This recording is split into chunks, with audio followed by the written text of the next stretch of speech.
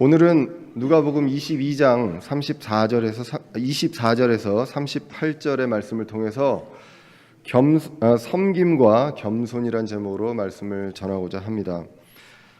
이제 예수님은 우리가 누가복음 1장부터 쭉 읽어왔습니다. 예수님은 3년 반 동안의 이제 공생애를 마쳐가고 있습니다.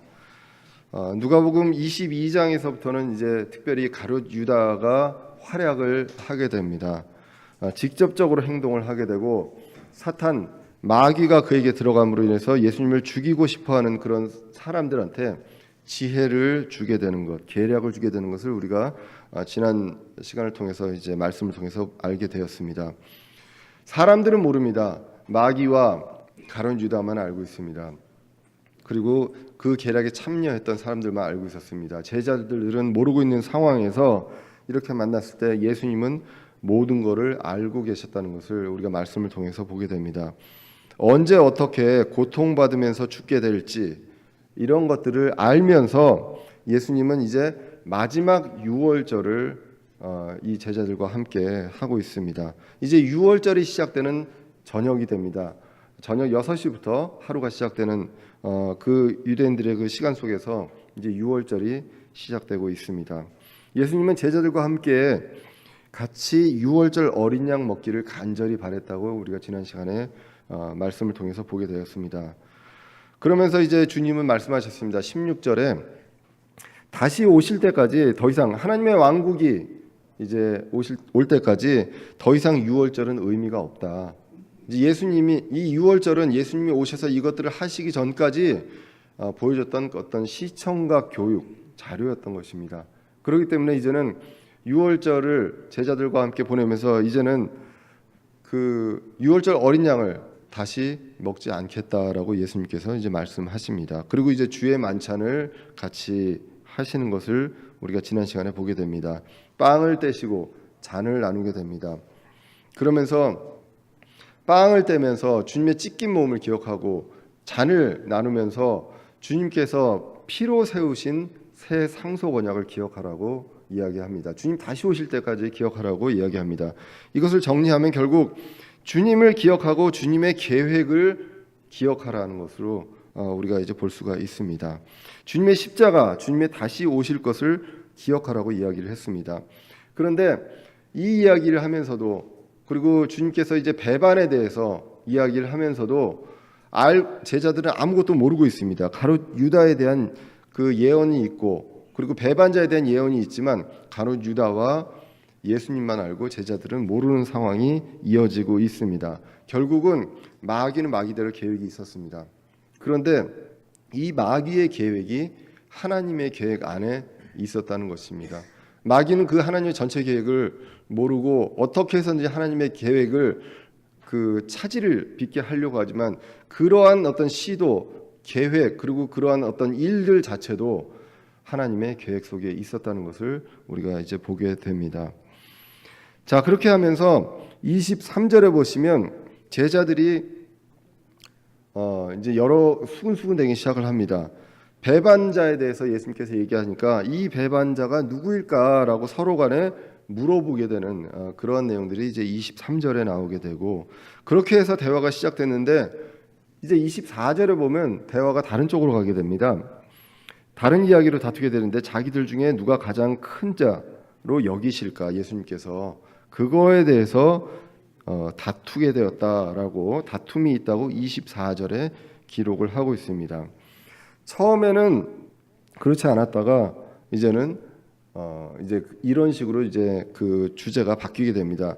근데 이것은 여기에 처음 나오는 것은 아닙니다. 누가복음 9장 46절에서 보면 제자들끼리 나중에 이제 왕국에서 자리를 하나씩 가질 때 누가 큰 자일까 이러한 내용들도 이야기를 하고 야고보와 요한의 어머니도 예수님한테 그런 청탁을 하게 되죠. 자리에 대한 청탁을 하게 된 것을 볼 수가 있습니다. 사람들은요 은근히 자리에 대한 욕심이 있습니다. 그리고 아직까지도 예수님께서 이 땅에 그때 초림해서 오셨을 때 그 당시의 왕국을 세울 것으로 나라가 없이 이제 식민지로 있는 그 이스라엘 민족들한테 희망이 되는 왕국을 세울 것으로 생각을 했기 때문에 거기에서 그러면 개국 공신 아닙니까? 그러면 어떠한 자리를 가질 것인가, 이거에 대해서 다툼이 있다는 것. 사람은 언제까지나 이런 어떤 자리에 대한 욕심이 있습니다. 그리고 예수님의 어떤 계획을 오해했기 때문에 이것에 대해서 늘 기대를 하고 있었습니다. 사실 예수님 입장에서는 이 정도 되면 영모를 해도 되지 않을까요? 지금 로마의 악한 왕이 있습니다. 그리고 거기에 그 예루살렘에 있는 성전에 있는 그 위선자들, 가짜들이 판을 치고 있습니다. 이 정도 되면 그 예수님이 한마디만 하면 엄청나게 많은 사람들이 따르고 이런 상황이고, 소수 정예 한 11명 정도의 제자들이 있습니다. 이 정도 되면 영모를 꾸며도 되죠. 확 뒤집어 엎고 교회도 뒤집어 엎고 나라도 뒤집어 엎고 이럴 수 있지 않겠습니까? 그런데 더군다나 이제는 내일이면 예수님은 십자가에 달리셔야 됩니다. 사람 누구나 이 정도 되면 야 뒤집어 엎자 이럴 수 있겠죠. 근데 예수님은 그 계획을 그대로 어떻게 얼마나 큰 고통을 당하고 돌아가실 거라는 그 내용, 그 자세한 내용과 시간과 이 모든 것들을 다 아시는 상황에서도 피하지 않고 이걸 그대로 진행하고 있는 것을 보고 있습니다. 예수님의 관심은 바로 이것이었다는 것입니다. 세상에 어떤 것들이 있고 고통이 어떤 것들이 있고 예수님을 따르는 사람이 몇 명이 되든 간에 예수님의 관심은 바로 이것이었다는 것을 이제 우리가 보게 됩니다. 근데 제자들은 아직까지도 주님이 왕국을 세우신다고 생각하고 오해하고 자리와 그리고 내가 얼마나 높은 자리에 갈 것인지에 대한 얘기들을 다투고 있습니다. 이때 이제 예수님께서 25절에 말씀하십니다. 그분께서 그들에게 이르시되 이방인들의 왕들은 그들에게 주인된 권리를 행사하며 또 그들에게 권위를 행사하는 자들은 은인이나 불리나 이렇게 나오게 됩니다. 이 내용은 무슨 내용입니까? 이스라엘 민족이 아니라 그냥 다른 이방인들의 왕들은 백성들에게 주인입니다. 주인된 권리가 있습니다. 이 권력을 행사합니다. 권력을 행사하고 그리고 은인이라고, 그 왕이 은인이라고 칭송을 받게 되고 존경을 받게 되고 대접을 받게 됩니다. 결국은 이게 어떤 불신자들 그리고 믿는 자들 중에서도 인간적인 그 생각들에서는 당연한 결과입니다. 내가 왕이 되고 싶고 권력을 갖고 싶고 군림하고 싶고 다스리고 싶고 이런 것들이 있습니다. 일반 사람들도 조직 내에서 이런 일들이 많이 있다는 것입니다. 여러분들 그 VIP 좋아하시죠? VIP.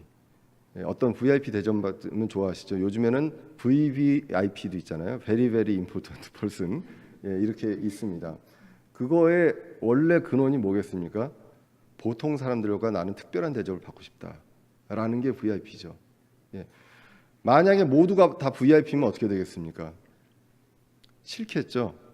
그러면 나는 거기서 더 특별한 그 대접을 받고 싶어하는, 이것이 바로 인간의 어떤 모습이 아닌가 싶습니다.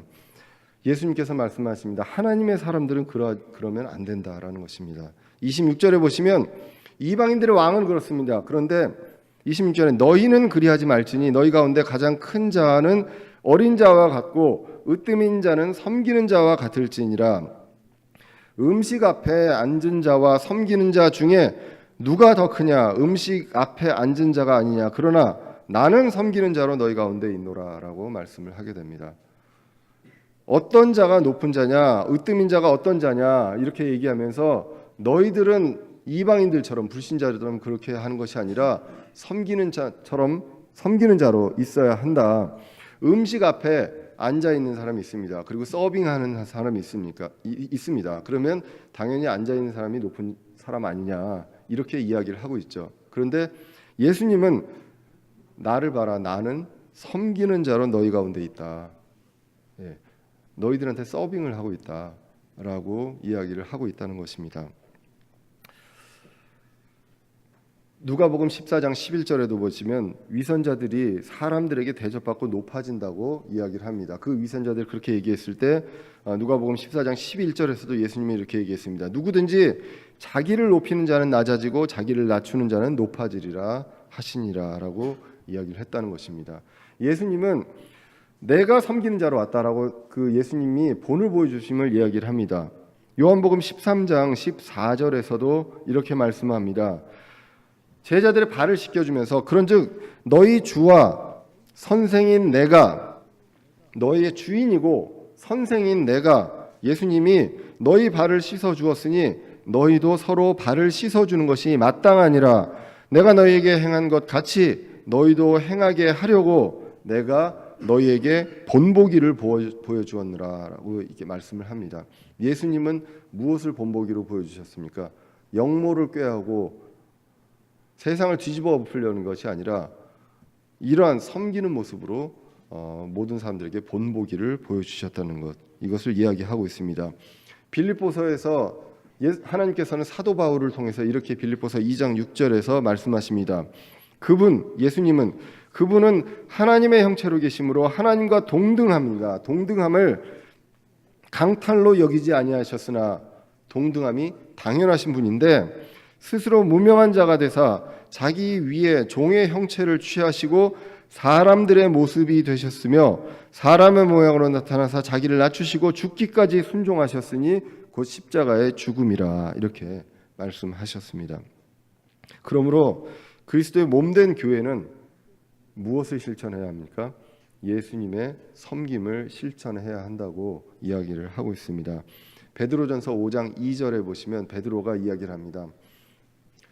나도 장로다, 나도 감독자다라고 이야기하면서 5장 2절에 너희 가운데 하나님의 양떼를 먹이고 감독하되 억지로 하지 말고 자진해서 하며 더러운 이익을 위해 하지 말고 오직 준비된 마음으로 하며 하나님의 상속 백성 위에 주인처럼 군림하지 말고 오직 양떼에게 본이 되라라고 이야기를 하고 있습니다.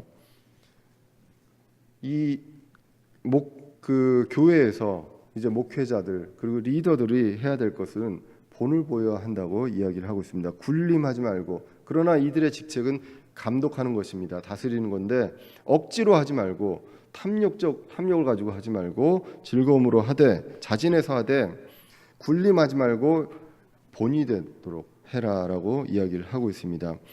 이 세상에서요, 높은 자리 그리고 대접받는 것, 이런 것들이 아무 소용이 없습니다. 불신자들은요, 이 세상이 전부입니다. 그렇기 때문에 이 세상에서 대접받아야 하지만 믿는 자는 지금이 아니라 다가오는 왕국, 그 왕국에서 우리가 어떻게 할 것인지를 하나님께서 분명히 보여주셨습니다. 다스린다고 했습니다. 그렇기 때문에 지금은 예수님께서 하신 것처럼 우리가 할 일은 다스리는 것이 아니라 섬김이다라는 내용을 우리가 말씀을 통해서 보게 됩니다. 그러면서 이제 28절에 예수님의 제자들에게 이야기를 합니다. 11제자입니다. 시대 순으로 봤을 때 중간에, 시간 순으로 봤을 때 요한복음하고 같이 봤을 때 중간에 이제 가룟 유다는 떠났습니다. 그때 28절에 11제자에게 이제 예수님은 위선자 마귀의 세력에게 시험 당할 때 이들이 너희가 나와 함께 있었다라고 이야기를 합니다. 그러므로 29절에 내 아버지께서 내게 맡기신 것 같이 나도 너희에게 한 왕국을 맡길 것이다 라고 이야기합니다. 맡겨서 30절에 너희가 내 왕국에서 내 상에서 먹고 마시게 하며 또 왕좌에 앉아 이스라엘의 12지파를 재판하게 하리라 라고 나오게 됩니다. 이제는 다가오는 세상에서 하늘의 왕국이 이 땅에 그 천년 왕국을 통해서 실현이 되고 하나님의 왕국이 이 땅에서 실현될 때, 그때 비로소 다스리는 때가 온다는 것, 이것을 성경에서 이야기하고 있습니다. 요한계시록 3장 21절에 보시면 이기는 자에게는 나 역시 이긴 뒤에 내 아버지와 함께 그분의 왕좌에 앉게 된 것 같이 나와 함께 내 왕좌에 있는 것을 내가 허락하리라. 그러므로 이기는 자가 누굽니까? 바로 교회입니다. 이기는 자가, 우리는 견디는 자가 아니라 이기는 자라고 이야기했습니다. 이기는 자, 이 교회가 예수님과 함께 왕좌에 앉는 것, 그것을 예수님께서 허락하신다고 이야기를 했습니다. 하늘의 왕국이 세워집니다. 천년 왕국을 통해서 이제 이 땅에 세워지게 되고 이 세상에서 섬기는 자가 하나님의 왕국에서 큰 자가 된다고, 그리고 주님의 상에서 같이 먹고 왕좌에서 주님과 함께 다스릴 것이라고 이야기를 합니다. 아주 희망적인 내용을 이야기합니다. 이 내용을 지금 전체 스토리를 모르고 있는 이 제자들이 들었을 때는 야, 드디어 이제 우리 때가 왔구나. 예, 아주 희망적이겠죠. 그러면 이제 나도 권력을 갖겠구나라는 생각을 할 수 있는 그런 때가 오게 됩니다. 그런 시점이 딱 왔습니다. 그런데 예수님께서 31절부터 이야기하는 것은 마귀를 경계하라고 이야기를 합니다. 이때 경계 말씀, 마귀의 존재를 기억해야 한다. 그러면서 이제 교만을 조심해야 되고 겸손해야 함을 이야기합니다. 내가 뭔가를 장담을 하고 자신 있게 이야기하고 뭐 이런 것들에 대해서 다시 한번 경계의 말씀을 하는 것을 보게 됩니다. 31절에 베드로에게 얘기합니다. 시몬아 시몬아 보라, 사탄이 너를 밀가부르듯 하려고 너희를 갖기 원하였으나라고 이야기합니다. 밀가부르는 것, 이것을 이제 그 영어 성경 보면 시프트라고 나오는데 이 시프트는 채를 치는 겁니다. 그 밀의 어떤 껍질 가게에서 채를 치는 그러한 것들. 저는 어떻게 생겼는지 모릅니다. 차도남이라 어떻게 생겼는지 모르는데 하여튼 채를 친다고 합니다. 이것은 이제 무엇입니까? 고난에 대한 내용들을 이야기를 하고 있습니다. 그래서 이러한 고난의 때가 분명하게 오게 된다라는 것입니다. 그러므로 이럴 때 어떻게 해야 됩니까? 고난이 오면 맞서 싸워서 분연히 일어나서 투쟁하고 뒤집어 엎어라라고 이야기하는 것이 아니라 32절에 내가 너를 위하여 내 믿음이 쇠하지 않도록 기도하였은즉 너는 돌이킨 뒤에 내 형제를 강하게 하라 하시니라고 이야기하고 요한복음에서는 베드로에게 뭐라고 합니까? 내 양을 먹이라라고 이야기를 하게 됩니다. 자, 믿음이 쇠하지 않도록 돌이킨 후에 형제들을 강하게 하라라는 것을 이야기합니다.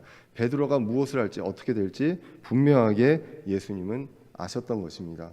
아셨기 때문에 여기에서 너희들이 어떻게 해야 하는지, 그리고 어떻게 섬겨야 하고, 그리고 절대 너희들이 인간적으로 뭘 하려는 것이 아니라 교만하지 않고 겸손함으로 어떻게 해야 하는지를 이야기합니다. 예수님도 기도하셨다고 합니다. 베드로를 위해서, 그리고 이 고난받을 제자들을 위해서 예수님이 기도하셨다고 이야기를 하고 있습니다. 베드로가 어떻게 될지 분명하게 이제 아셨던 주님입니다. 그리고 제자들이 어떻게 될지, 어떻게 흩어질지까지 아셨습니다. 이 내용이 마태복음 26장 31절에도 나오는데 거기에서 이제 부연적으로 이렇게 이야기를 합니다. 그때 예수님께서 그들에게 이르시되 이 밤에 너희가 다 나로 인하여 실족하리라. 기록된 바 내가 목자를 치리니 양떼의 양들이 널리 흩어지리라 하였느니라. 그러나 내가 다시 일어난 뒤에 너희보다 먼저 갈릴리로 가리라. 이렇게 말씀하십니다. 여기서 기록된 바는 스가랴서 13장 7절에 나오는 말씀입니다. 만군의 주가 말하노라. 오 카라 깨어서 내 목자 곧 내 동료인 그 남자를 치라. 목자를 치라. 그리하면 양들이 흩어지리니 내가 내 손을 돌이켜 작은 자들을 위에 두리라. 이렇게 기록하고 있는 그 말씀을 통해서 이것들이 실현될 것이다, 성취될 것이다 라고 예수님께서 분명하게 이야기를 하게 됩니다. 베드로의 대답은요, 이거에 대한 대답은 어떻습니까? 겸손이 없고 자신만만합니다. 내가 할 수 있다, 내 스스로 내 생각으로 할 수 있다라고 이야기를 하게 됩니다. 여러분들 인생에서 정말 주의해야 될 말이 있습니다. 절대, 결코 이런 말들, 여러분들의 인생에서 그런 말들을 했던 것들 하나님께서 어떻게 하실지 한번 기대해 보시면 좋겠습니다. 저도 절대 목회자가 되지 않을 거라고 했거든요. 네. 저희 어머님이 예전에 어렸을 때, 고등학교 때 어머니가 이제 여기저기서 기도받고 뭐 이렇게 막 이런 것들 좋아하셨어요. 여자 전도사님한테. 그런데 어디서 들은 얘기로 뭐 제가 이제 목회자가 될 거라고 했다고 그러더라고요. 제가 그랬거든요. 절대 안 한다고. 예. 보고 배우세요. 예, 느끼시길 바랍니다. 절대라는 말은 우리가 할 수 없는 영역의 이야기라는 것입니다. 우리 앞에 어떤 일이 닥칠지 모릅니다. 베드로도 예수님의 큰 기적을 봤고요, 표적을 봤습니다. 이 정도면 예수님이 무엇이든지 할 수 있다라는 믿음이 있지 않겠습니까? 누가 와도 어떤 일이 있어도 예수님이 이런 것들에서 이기실 수 있을 거라는 믿음이 있기 때문에, 그러면 예수님인데 내가 뭘 못하겠느냐, 절대 결코 이런 얘기들을 내가 이제 할 수 있다는 것이죠. 그래서 33절에 보시면 베드로가 이렇게 이야기합니다. 그분께 이르되 주여 내가 주와 함께 감옥에 또 죽는 데에도 갈 각오가 되어 있나이다라고 이야기를 하게 됩니다. 그리고 마가복음에 보시면 마가복음 14장 31절에 보시면 그가 더욱 열렬히 말하되 내가 주와 함께 죽을지언정 결코 주를 부인하지 아니하리다, 이렇게도 이야기를 하게 됩니다. 이런 교만함 앞에서 예수님은 베드로에게 원래 두리뭉실하게 얘기해 주셨다가 더 구체적으로 이야기를 합니다. 34절에 수탉이 울기 전에 3번 부인할 것이다 라고 이야기를 합니다. 마가복음의 30절에 보시면 14장 30절에 보시면 수탉이 2번 울기 전에 2번이란 얘기까지 합니다. 그래서 나중에 보시면 진짜로 수탉이 2번 울기 전에 3번 부인합니다. 3번 부인을 하고 나서 수탉이 2번째 우는 것이 성경에 그대로 기록이 되어 있습니다. 사람들은 내 지식이 많아지면 교만하게 됩니다. 사실 이 수탉에 대해서 많은 성경학자들이요, 이런 요즘 이론도 나오고 있어요. 꽤 오래됐습니다. 예루살렘 안에는 그 당시에 닭이 없었다. 그래서 그러면 이게 무엇이냐? 이 닭이 아니라 조금만 이 어떤 그리스어 성경에서 조금만 달리하면 이거는 해석이 나팔이 된다는 것입니다. 새벽을 알리는 나팔. 그렇기 때문에 이 나팔이다라고 이야기를 합니다. 그리고 낙타가 바늘귀에 들어가는 것, 이 낙타도 사실은 낙타가 아니라 굵은 홑줄이다라고 이야기를 합니다. 왜? 낙타가 바늘귀에 들어가는 거 뜬금없지 않느냐라고 이야기를 할 수 있습니다. 그런데 이런 것들이 다 무엇입니까? 성경을 그대로 쓰고, 그리고 그것을 킹제임스 흠정의 성경이 영어 성경에 번역될 때 그 40명의 그 많은 학자들이 그 그리스어와 그리고 히브리어에 능통했던 그 사람들이 그 문화와 이 모든 것들을 알고 하나님의 영감으로, 하나님께서 인도하심으로 그 번역했던 성경보다 자기가 더 위에 있다고 생각하는 그런 교만함이 있습니다. 자, 그렇게 해서 사람에게는요, 다시 말씀드리지만 결코나 절대란 말이 아무 의미가 없다는 것입니다. 그래서 얘기를 할 때 상대편한테 얘기할 때 절대 이거 하지 마라는 얘기도 하시지 말라는 것이죠. 우리가 같이 기도하고 하나님의 인도하심을 기도하는 것이 우리의 옳은 방법이지, 약속을 받는 거, 그 약속 가지고 무엇을 하겠습니까? 나중에 약속을 어기면 비난하기 위한 방법밖에는 되지 않는다는 것이죠. 그게 아니라 우리는 하나님 앞에서 같이 가야 하는 사람들입니다. 그렇기 때문에 겸손을 잊지 말고 예수님께서 베드로를 위해서 기도했던 그 중보를 생각을 하게 됩니다. 로마서 8장 26절에서도 성령님께서도 우리를 위해서 중보하신다고 합니다. 이와 같이 성령께서 우리의 연약함을 도우시나니 우리가 마땅히 기도할 바를 알지 못하나 성령께서 말로 할 수 없는 신음으로 친히 우리를 위해 중보하시느니라 라고 이야기를 하고 있습니다. 예수님도 기도하고 성령님도 기도합니다.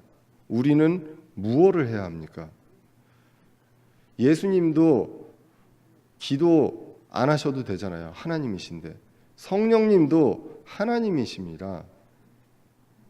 하나님 아래 계급으로 예수님과 성령님이 있는 것이 아니잖아요. 그런데 그분들도 기도하십니다. 그런데 우리는 뭐라고 내가 행동을 먼저 앞세우고 기도를 멀리 하느냐라는 것입니다. 자, 이 일로 인해서 예수님의 권면대로 베드로는 강한 사람이 됩니다. 베드로전서 4장 12절에 보시면 이렇게 강하게 담대하게 이야기합니다. 사랑하는 자들아, 너희를 단련하려고 오는 불같은 시련에 관하여는 마치 이상한 일이 너희에게 일어난 것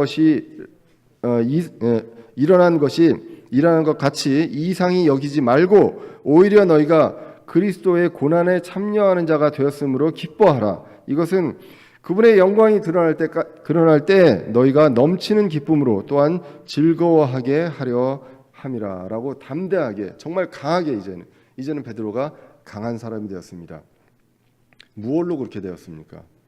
예수님의 말씀으로 그렇게 됐습니까? 그거를 겪고 뉘우치고 회개함으로써 베드로는 그렇게 되었습니다. 그것을 위해서 예수님께서 베드로를 위해서 기도하셨다라고 오늘 성경이 기록을 하고 있습니다. 이제 예수님은요, 제자들이 고난을 받을 것에 대비할 것을 말씀하십니다. 35절에 보시면 예수님과 함께 있을 때 제자들이 파송되었을 때는 짐이 필요 없었다라는 이야기를 합니다.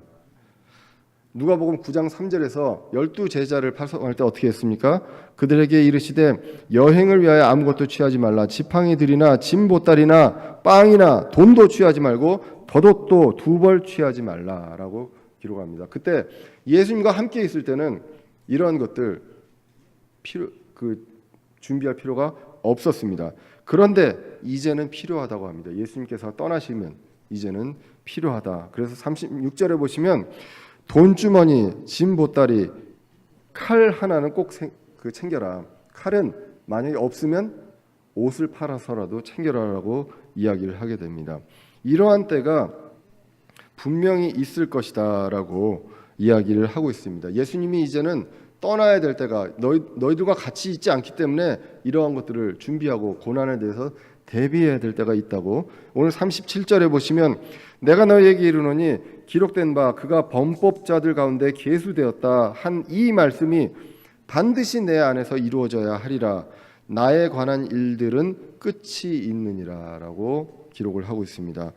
이 기록된 바는 이사야서 53장 11절 12절에 나오게 됩니다. 주님께서는 불법을 담당하시고 그리고 이제 고난당할 때 그 노력한 자들이 이 몫을 함께 나누고 그리고 범법자들과 함께 계수되었다라는 내용들이 이제 나오게 됩니다. 십자가에서 이 모든 것들을 정확하게 예수님께서 이루고 가셨습니다. 이러한 십자가 사건이 있어야 오늘 예수님께서 예수님에 대한 일이 끝이 있다는 것, 초림에 대해서 완전히 끝맺음이 있는 것이 바로 이제 십자가 사건과 부활입니다. 이러한 것들이 반드시 있어야 된다라고 기록을 하고 있습니다. 38절에 이제 제자들이 이야기합니다. 아직까지도 전혀 이해를 못하고 있는 것 같습니다. 우리한테 칼 2자루가 있습니다라고 얘기합니다. 예수님이 족하다라고 이야기를 하게 됩니다. 그래서 끝까지 알아듣지 못하는 제자들이 있지만 예수님께서 이제는 모든 것들을 다 이루셨고 족하다라고 이야기를 합니다. 이 칼은 무슨 목적으로 예수님께서 준비하라고 하셨을까요? 고난이 있습니다.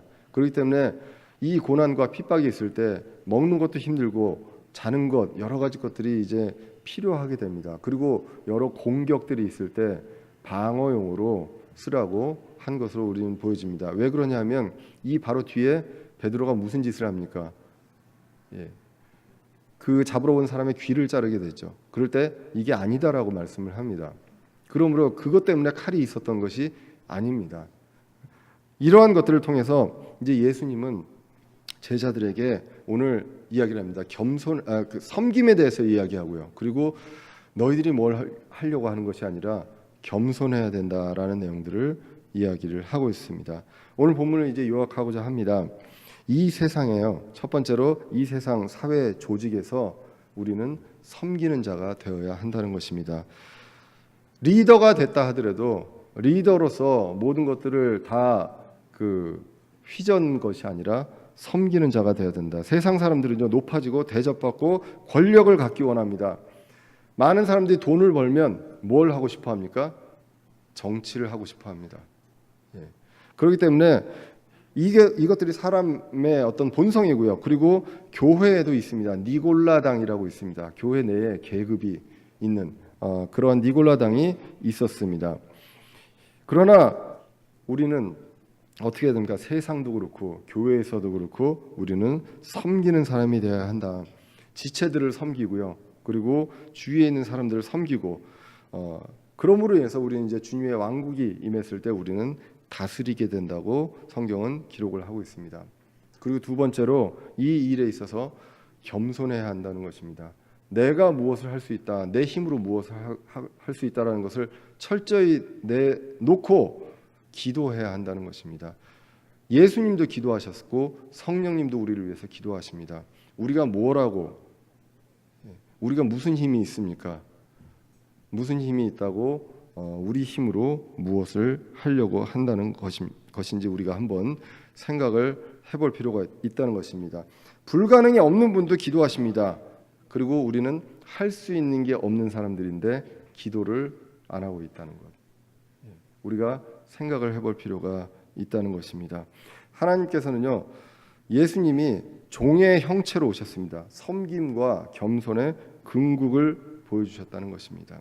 그런데 우리는 이런 문제들에 있어서 계속 망각을 합니다. 내가 무언가를 이야기하고 내가 무언가를 가르침으로 인해서 할 수 있다라는 것.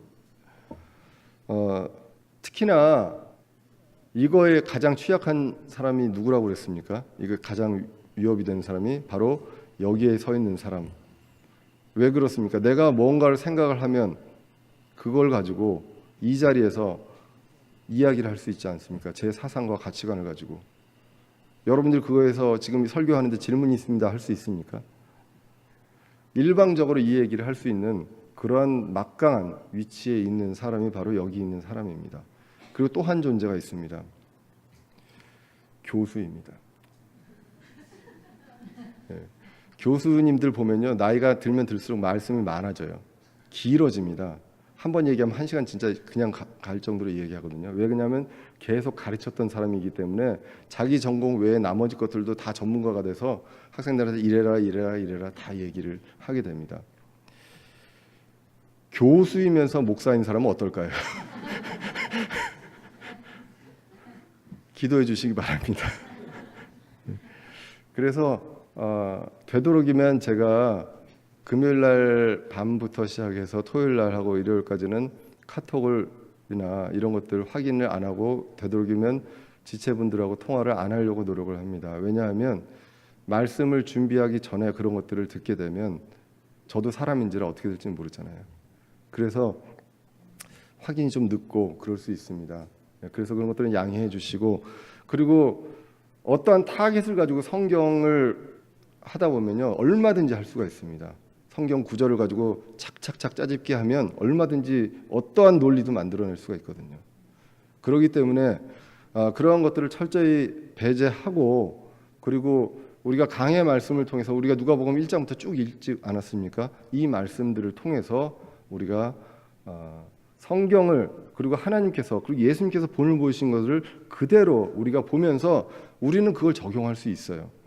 여기에서 내가 더 구체적으로 이거는 이렇게 해라 저렇게 해라 얘기 안 해줘도 이 말씀을 통해서 성령님께서 여러분들을 움직여서 할 수 있다는 것입니다.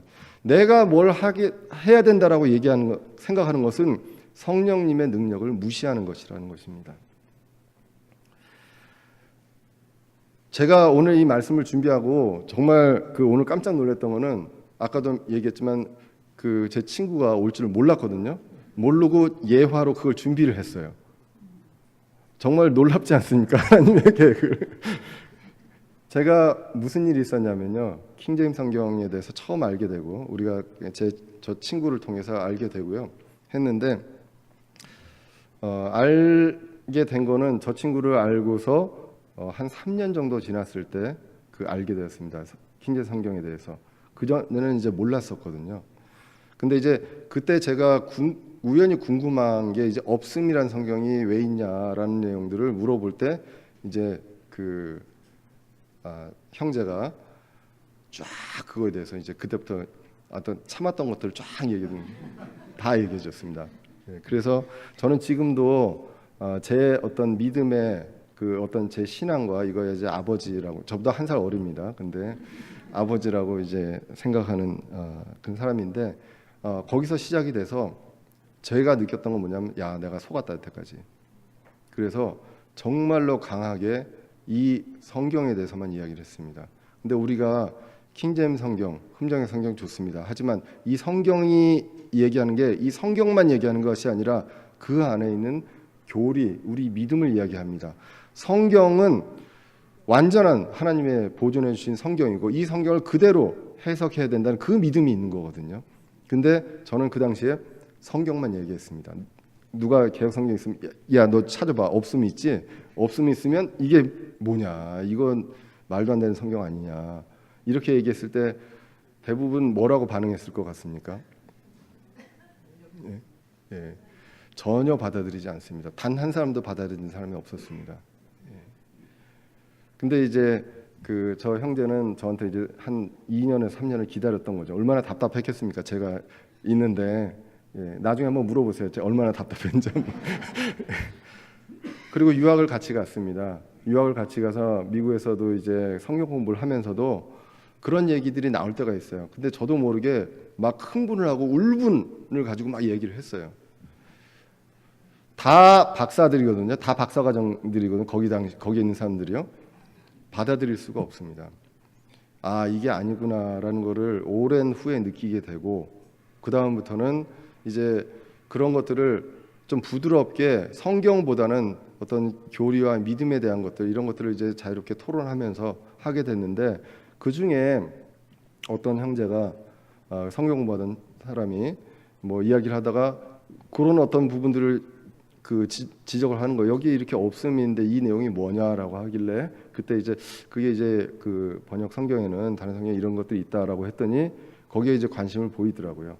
그다음에 성경 공부하고 나오는데도 저와 이제 그 저 형제가 있는데도 따라 나와가지고 그거에 대해서 계속 물어보는 거예요. 그래서 그러면 이것들에 대해서 좀 강력하게 얘기를 하고 해야 되는 거 아니냐라고 저희한테 얘기를 하더라고요. 그래서 그렇게 해봐야 소용이 없고 우리가 이러한 것들을 자연스럽게 알리고 이 믿음과 이런 것들을 알리고 내가 어떤 이런 것들이 되지 않으면 안 되더라라는 이야기를 하고 이제 헤어졌습니다. 그 다음에 이제 그분이 어떻게 변했는지 모르겠습니다. 여러분들 어떻게 왔습니까 여기를? 여러분들이 갖고 있는 성경은 그 변개된 성경이야. 그렇기 때문에 이 성경을 해야 돼라고 해서 오셨나요? 다 대부분 유튜브 보고 오셨잖아요. 그 전에 고민하고 그리고 해답을 찾으려고 하다가 여러분들이 그걸 찾아서 오셨지 누구의 얘기를 듣고 오는 경우 쉽지 않다는 것입니다. 그것이 무엇입니까? 내가 뭔가를 알았습니다. 다른 사람을 모른다는 가정을 하고 있어요. 그래서 이거를 통해서 내가 뭔가를 얘기를 해야 되겠다. 그런 어떤 자신의 어떤 마음이 앞서게 됩니다. 성령님의 능력, 그 무한하신 능력을 우리는 무시하고 있기 때문에 은연중에 물론 무시하시진 않겠죠. 하지만 은연중에 내 어떤 생각과 주장과 그런 것들이 앞선다면 결국은 그 순간에는 성령님보다는 내 생각과 어떤 나의 의지가 더 많이 있는 이 오늘 베드로의 모습. 베드로가 늘 이랬습니까? 그렇지 않잖아요. 꼭 근데 이렇게 해가지고 남들 제자도 다른 제자들도 듣지 않았던 사탄아 물러가라 이런 얘기나 듣고 그런 얘기들도 들었단 말이죠. 왜 이런 일이 있느냐? 순간순간 나의 자아가 드러나기 때문에 그렇다는 것. 그래서 오늘 예수님께서 섬김의 본을 보여주셨습니다. 그리고 겸손에 대해서 너희들이 할 수 있는 것이 아니라 성령님을 통해서 이제 하게 된다. 그때 너희들이 어떻게 해야 될 것인가 이것들에 대해서 오늘 성경을 통해서 보여주셨다는 것입니다. 교회는요 주의 몸입니다. 지체들은 그러면 주님께서 우리 지체들을 섬기시는 것처럼 우리도 우리 지체들을 섬겨야 한다는 것입니다. 가르치는 것보다 겸손함으로 우리가 본을 서로 보여주고 그리고 겸손과 온유로 하나 되게 하라고 했습니다. 우리가 한 성경이 있습니다. 한 믿음이 있습니다. 한 성령님으로 한 하나님으로 이곳에 모였다고 에베소서 4장에서 이야기를 합니다. 그러므로 우리는 겸손과 온유로 우리가 말씀을 통해서 이것들을 전하면서 나누면서 그 사람이 성령님을 통해서 바뀔 것이다라는 것 이것을 우리는 의지하고 믿어야 한다는 것입니다. 저는 앞으로도 절대나 결코라는 말은 안 하겠습니다. 저도 어떨지 모르겠지만 기도해 주시기를 바라고요. 저도 가끔 형제님들이나 자매님들이 저한테 이러한 설교들도 해주셨으면 좋겠다라고 얘기합니다. 저는 예, 참고해 보겠습니다 하고 무시합니다. 그런 얘기 안 하셔도 돼요. 예, 왜 그렇게 안 해도요. 하나님께서 우리 누가복음 쭉 읽으면서 어땠습니까? 우리한테 필요한 말씀들이 다 있었거든요. 그 말씀들을 통해서 제가 여러분들 바뀌게 하려고 안 해도 말씀을 통해서 성령님께서 우리를 키워가실 거라는 것을 믿습니다. 그렇기 때문에 그 어설프게 다른 사람 이해 안 하고요. 제 이해만 들지 않습니까? 그러려고 좀 노력을 합니다. 근데 부족한지라 저도 앞으로도 어떤 실수를 할지 모르겠습니다. 그럴 때 이야기해 주시고 또 기도해 주시고 그랬으면 좋겠습니다. 내가 조언하고 지적함으로써 사람을 바꿀 수 있다는 것, 그것이 교만이다라는 것, 우리가 말씀을 통해서, 그리고 호언장담하는 것, 이것도 교만임을 알 수가 있습니다. 겸손은요, 기도입니다. 기도는 겸손입니다. 그리고 섬김을 통해서 주님께서 일하신다고, 그리고 일하시고 바꾸신다고 성경이 기록을 하고 있습니다. 늘 우리를 버리고 우리 자신을 버리고요, 그분만 의지하고 그분께서 본을 보여주신 섬김과 겸손으로 우리 지체들을 섬기고 우리 사회 이 많은 사람들 이 어려운 시장에서 섬김과 겸손의 본을 실천할 수 있는 저와 여러분들 되시기를 간절히 기원합니다. 기도하겠습니다.